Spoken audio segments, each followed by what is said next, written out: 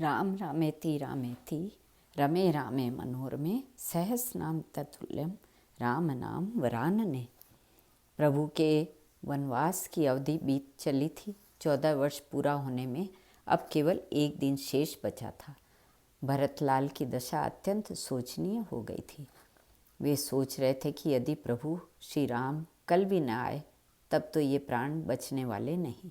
श्री राम विरह के सागर में भरत जी डूब उतरा ही रहे थे कि पवन पुत्र हनुमान जी मानो जहाज बनकर आ पहुँचे और प्रभु श्री राम अनुज लक्ष्मण तथा माता जानकी के साथ सकुशल आ रहे हैं, ऐसा कहकर उन्होंने भरत जी को जीवन दान दे दिया। संपूर्ण अयोध्या में खुशी की लहर दौड़ गई। प्रभु की अगवानी करने के लिए बालक, वृद्ध, स्त्री, पुरुष सभी अपना सारा काम छोड़कर दौड़े। अयोध्या के निकट आकर श्री राम ने अपने पुष्पक विमान को नीचे उतरने का संकेत किया। कुलगुरु वशिष्ठ तथा भाइयों से मिलकर श्री राम सभी माताओं से जाकर मिले। विमान से उतरने के बाद वस्तुतः भगवान भी अपने भक्तों से एक साथ मिलने के लिए उत्सुक हो उठे थे, इसलिए वे अनेक रूपों में प्रकट हो गए। सबने यही समझा कि प्रभु सबसे पहले मुझसे ही मिले हैं। उस समय की खुशी और प्रीति का वर्णन कर पाना सहज ही संभव नहीं। गुरुदेव वशिष्ठ जी ने ब्राह्मणों को बुलाकर श्री राम के राज्याभिषेक के लिए विचार विमर्श किया।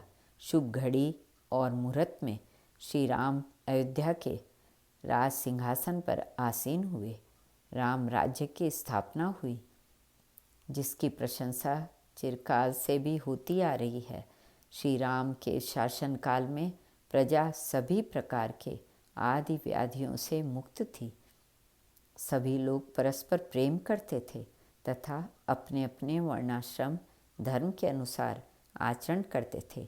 इस प्रकार 12,000 दिव्य वर्षों तक प्रभु श्री राम ने इस सप्तद्वीपवती पृथ्वी पर शासन किया।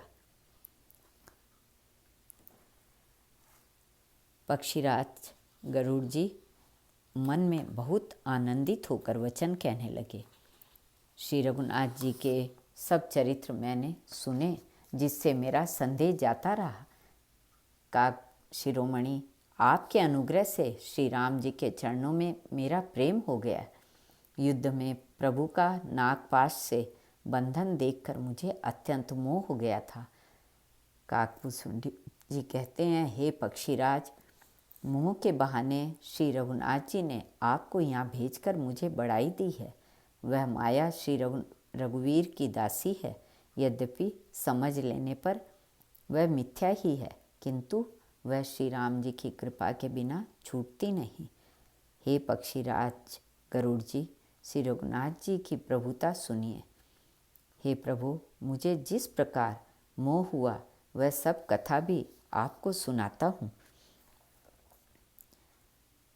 जब जब श्री रामचंद्र जी मनुष्य शरीर धारण करते हैं, तब तब मैं अयोध्यापुरी जाता हूँ और उनकी बाल लीला देखकर हर्षित होता हूँ।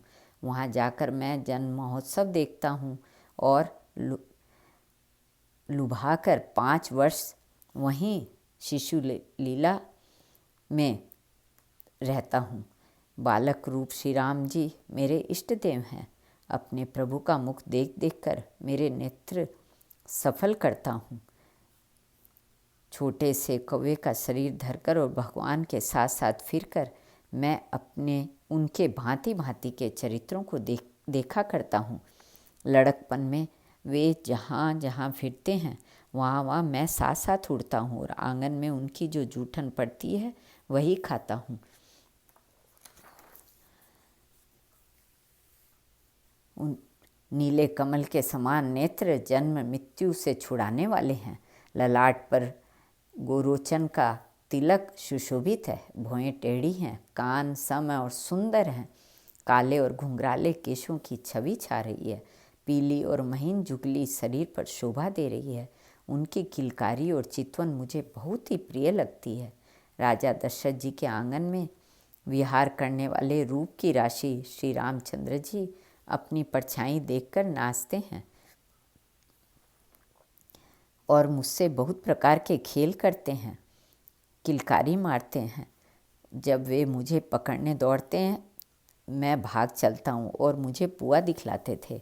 मेरे निकट आने पर प्रभु हंसते हैं और भाग जाने पर रोते हैं। जब मैं उनका चरण स्पर्श करने के लिए पास जाता हूँ तब वे पीछे फिर कर मेरी ओर देखते हुए भाग जाते हैं।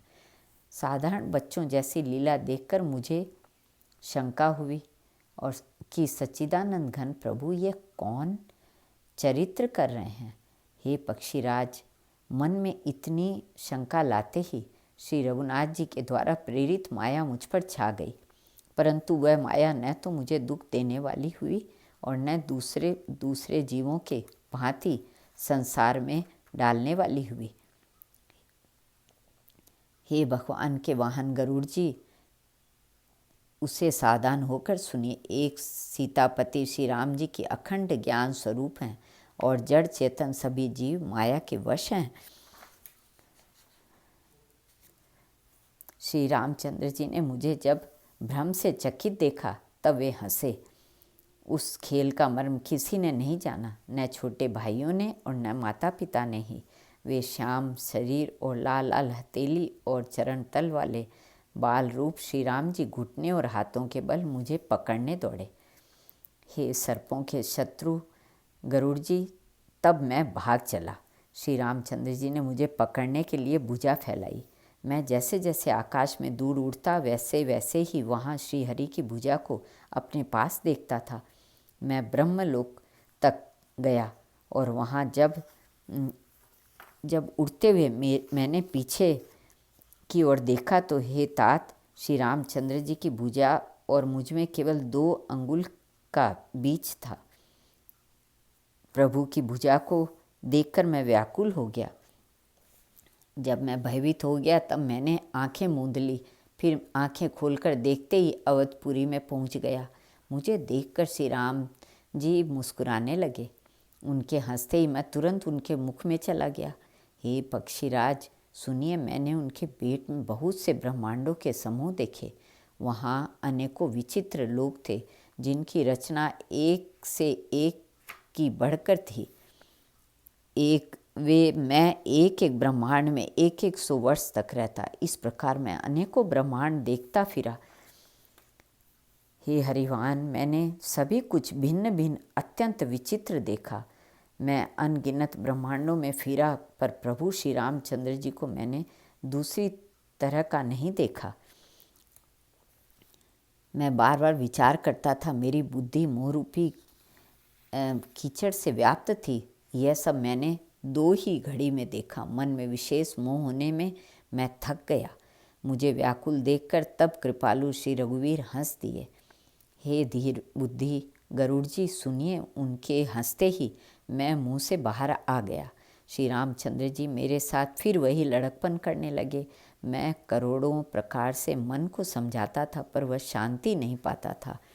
यह बाल चरित्र देखकर और उस प्रभुता का स्मरण, पेट के अंदर देखी हुई प्रभुता का स्मरण कर मैं शरीर की शुद्ध भूल गया और हे आर्त जनों के रक्षक, रक्षा कीजिए पुकारता हुआ पृथ्वी पर गिर पड़ा। मुख से बात नहीं निकलती थी। तदंतर प्रभु ने मुझे प्रेम वियल देखकर अपनी माया की प्रभुता को रोक लिया। प्रभु ने अपने कर कमल से मेरे सिर पर रखा। दीन दयालु ने मेरा संपूर्ण दुख हर लिया। प्रभु की भक्त वत्सलता देखकर मेरे हृदय में बहुत ही प्रेम उत्पन्न हुआ। फिर मैंने आनंद से नेत्रों में जल भरकर पुलकित होकर हाथ जोड़कर बहुत प्रकार से विनती की। मेरी प्रेम युक्त वाणी सुनकर और अपने दास को दीन देखकर रामानिवास श्री राम जी सुखदायक गंभीर और कोमल वचन में बोले, हे काकभुसुंडी, तू मुझे अत्यंत प्रसन्न जानकर वर मांग। जो तेरे मन में भावे सो मांग ले। हे प्रभु, यदि आप प्रसन्न होकर, मैंने विचार कर मैं बोला, हे प्रभु, यदि आप प्रसन्न होकर मुझे वर देते हैं और मुझ पर कृपा और स्नेह करते हैं तो हे स्वामी, मैं अपना मन भाया वर मांगता हूँ। आप उदार हैं और हृदय के भीतर की जानने वाले हैं। हे भक्तों के, आपकी जिस अविरल एवं विशुद्ध भक्ति को श्रुति और पुराण गाते हैं, जिसे योगीश्वर मुनि खोजते हैं और प्रभु की कृपा से कोई विरला ही जिसे पाता है। हे भक्तों के कल्पवृक्ष, हे शरणागत के हितकारी, हे कृपा सागर, हे सुखधाम श्री राम जी, दया करके मुझे अपनी वही भक्ति दीजिए। एवं मस्तु कहकर रघुवंश के स्वामी परम सुख देने वाले वचन बोले, हे काक सुन, तू स्वभाव से ही बुद्धिमान है, ऐसा वरदान कैसे न मांगता।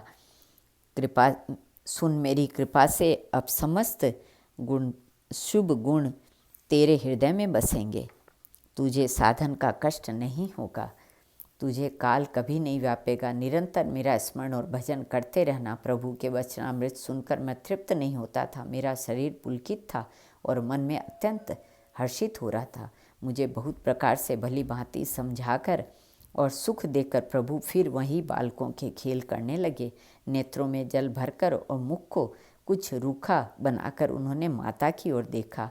मुखाकृति तथा चितवन से माता को समझा दिया कि बहुत भूख लगी है। यह देखकर माता तुरंत उठ दौड़ी और कोमल वचन कहकर उन्होंने श्री राम जी को छाती से लगा लिया। वे गोद में लेकर उन्हें दूध पिलाने लगी और श्री रघुनाथ जी की ललित लीलाएं गाने लगी। इस प्रकार जब से श्री रघुनाथ जी ने मुझको अपनाया, तब से मुझे माया कभी नहीं व्यापी। श्री हरि की माया ने मुझे जैसे नचाया, वह सब गुप्त चरित्र मैंने कहा। श्री कृष्ण अर्पणमस्तु।